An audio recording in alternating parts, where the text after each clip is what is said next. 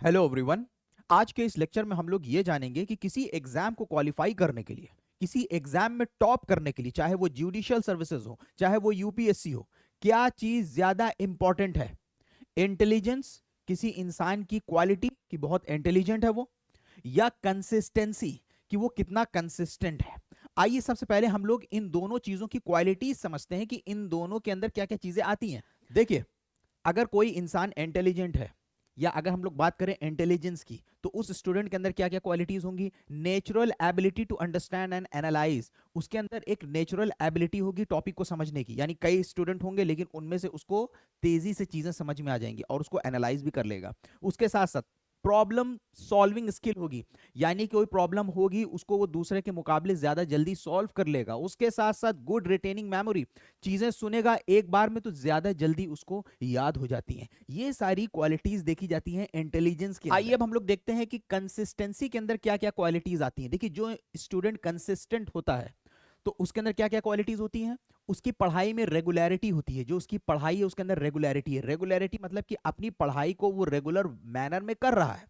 भले ही किसी टॉपिक में वो फंस जाए, नहीं समझ में आ रहा है, लेकिन फिर भी वो मेहनत करके जितना समझ सकता है उसको समझ रहा है। ऐसा नहीं हो रहा है उसके साथ कि कोई टॉपिक समझ में नहीं आया तो पढ़ाई से कई दिन तक दूर हो गए, पढ़ना छोड़ दिया, डिले कर रहे हैं, एक दिन पढ़ा तो 10 दिन नहीं पढ़ा।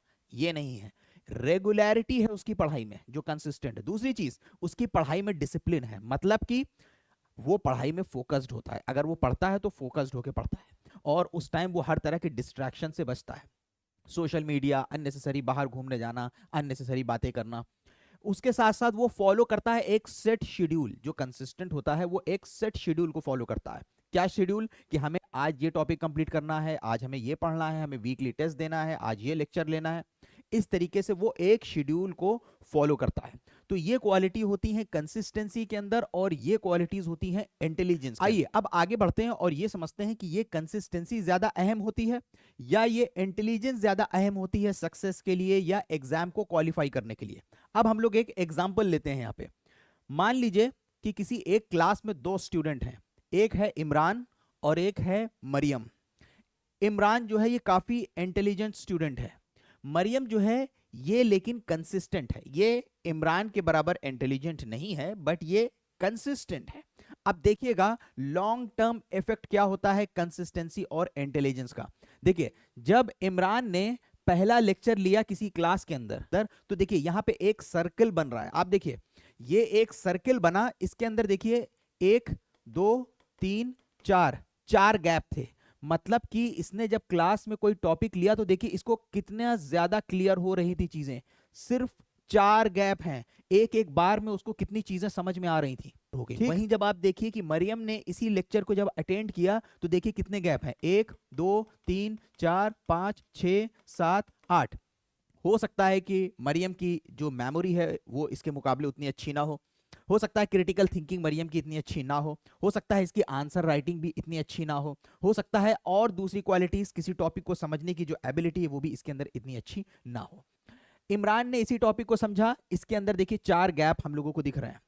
लेकिन उसके बाद क्या हुआ कि मरियम ने और प्रैक्टिस करना शुरू कर दिया। जो लेक्चर में उसने सुना उसका नोट्स तैयार किया और उसको प्रैक्टिस करने लगी बार बार समझने की।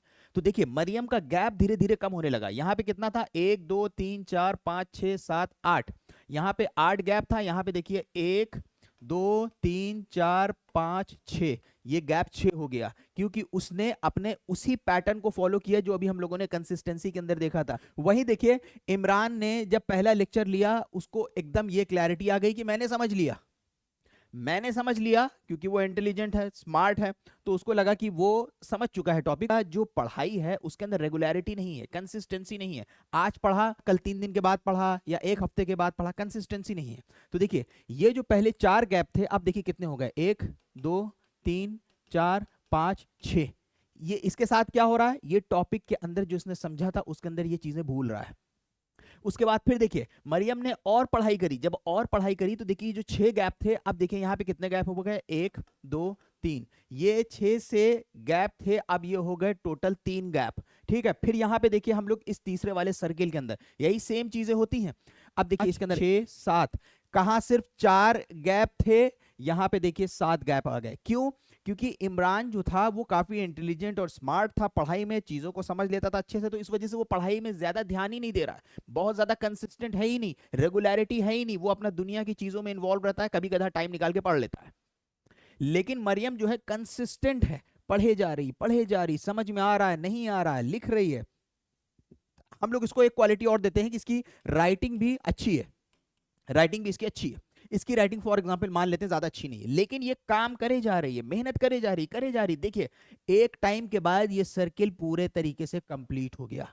तो जितने गैप थे इसके अंदर, जितनी खामियां थी, वो खामियां इसके कंसिस्टेंसी के वजह से भर गई।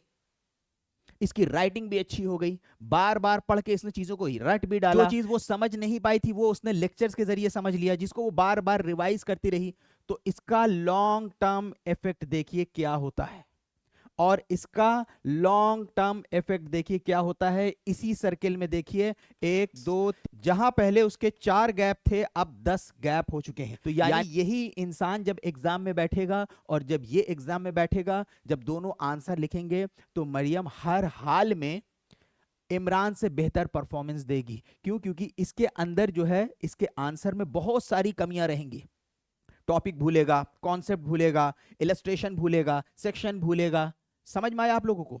तो अब यहां पे अब हम लोगों को यह समझना है, बहुत सारे स्टूडेंट क्या सोचते हैं कि हम इंटेलिजेंट नहीं है, हमारे बस की चीज नहीं है, टीपीए हमारे बस का नहीं है, या मैथ्स मेरे बस की नहीं है, साइंस मेरे बस की नहीं है।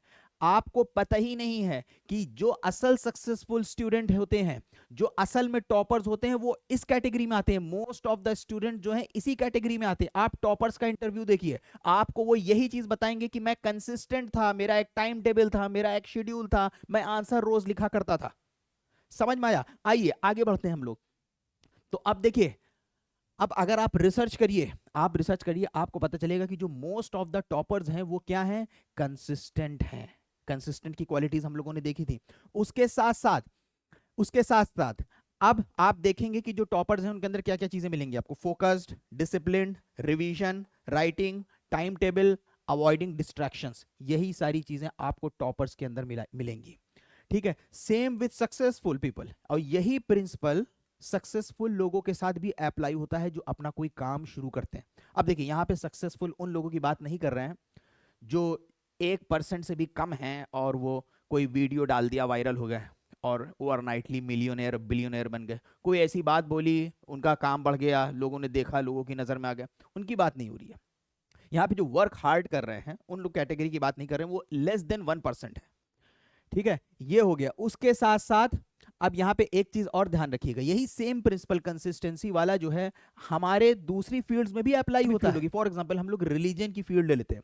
कोई इंसान जो है सिनर है, उससे बहुत सिंस होते हैं, गुनाहगार है, बार बार गुनाह करता है, लेकिन वो चाहता है अपने आप को बदलना, वो चाहता है कि एक नेक इंसान बन जाए, अच्छा इंसान बन जाए, लेकिन बदल ही नहीं पा रहा है। एक और दूसरा सिनर है, उसको सारी चीजें, सारी टीचिंग, सब कुछ समझ में आ गई, लेकिन कंसिस्टेंट नहीं है, अपने ऊपर काम नहीं कर रहा है अपने आप को बदलने के लिए। तो सेम प्रिंसिपल अप्लाई होगा उसी इंसान के ऊपर जो रिलीजन में भी अपने आप को बदलना चाह रहा है, अच्छा इंसान बनाना चाह रहा है। अगर वो कंसिस्टेंट रहेगा, मेहनत करता रहेगा, तो एक ना एक दिन जरूर जो है वो अपने आप को एक अच्छा इंसान बना लेगा। तो आई होप कि आपको समझ में आया होगा कि कंसिस्टेंसी और इंटेलिजेंस में अगर हम लोग कंपेयर करें तो क्या ऊपर है? कंसिस्टेंसी हमेशा ऊपर रहती है। तो हम अपने स्टूडेंट से ये बोलेंगे कि कभी भी अपनी लाइफ में इस चीज को अडॉप्ट मत कर लीजिए, मैं इंटेलिजेंट नहीं हूं, अरे मेरे अंदर सलाहियत नहीं है, मेरे अंदर इस चीज को जिसने भी अडॉप्ट किया उसकी एक लिमिट सेट हो गई, वो उसके ऊपर नहीं जा सकता है। लिमिट मत सेट करिए, कभी अडॉप्ट मत करिए खामियों को। आप हमेशा ये करिए कि हम इस पे काम करते रहेंगे, चेंज करते रहेंगे, बदले ना बदले, चले ना चले, कोई मतलब नहीं, काम करते रहेंगे अपने ऊपर। ठीक है, तो आई होप कि आपके काफी डाउट्स क्लियर हुए होंगे। आज के लेक्चर में बस इतना ही। Thank you everyone for joining and watching. Have a good day.